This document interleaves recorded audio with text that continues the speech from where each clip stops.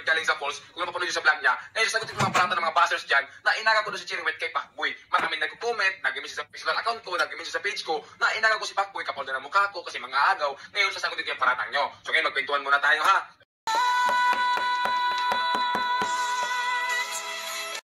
Magmarites muna tayo ngayong araw guys. Kasi nga, di ba, si Boy Tapang at saka Cherry White ay talagang trending na trending sa talaga sa ngayon. So far so good, wala naman talaga akong kontra talaga dyan sa kanilang dalawa, no? Alam mo, mas kinikilig po nga ako sa kanilang dalawa kasi kay Asian Pacboy. Paano ba kay Asian Pacboy? So, well, kay Asian Pacboy naman, masaya din naman sila. Nakakatuwa din naman. Pero mas, kasi kanya-kanya naman talaga tayo ng taste eh.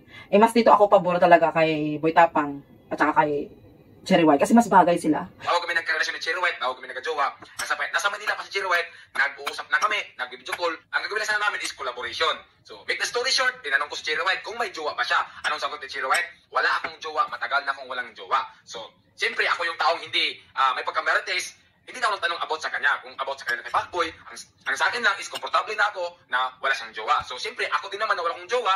Okay, ganito, make the story short. So, habang tumatagal yung pag-uusap namin, pakikilala sa isa't isa, habang lagi kami nagkaroon kami ng feelings, nagka-develop kami.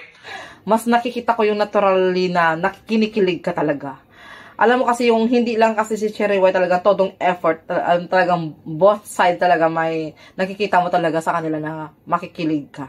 Yung natural na actingan man ba. Pero well, totoo man yung hindi yan.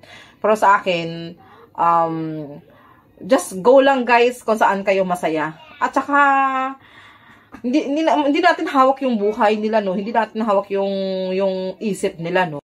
Sa totoo lang. Kaya kung mag-bash tayo, bawas-bawasan naman natin pagbabash na tayo sa kalagayan nila. At esa pa, hiwalay naman na sina Pacboy at saka sina Cherry White. So, anong masama doon? Ang masama lang doon sila pa ay nagkaroon ng shota si Cherry White, di ba? Well, anong issue doon? Masyado talaga kasi tayong ma-issue.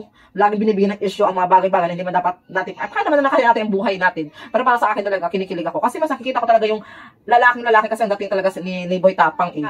Boy Tapang at saka Cherry White, keep it up lang kung saan talaga kayo masaya. Just enjoy lang. At nakikita ko namang masaya-masaya si Cherry White. At saka Cherry White, deserve mo din naman maging masaya din, no? Na yung may kasama kang lalaking-lalaki talaga na, alam mo yung kayang-kaya kang buhatin.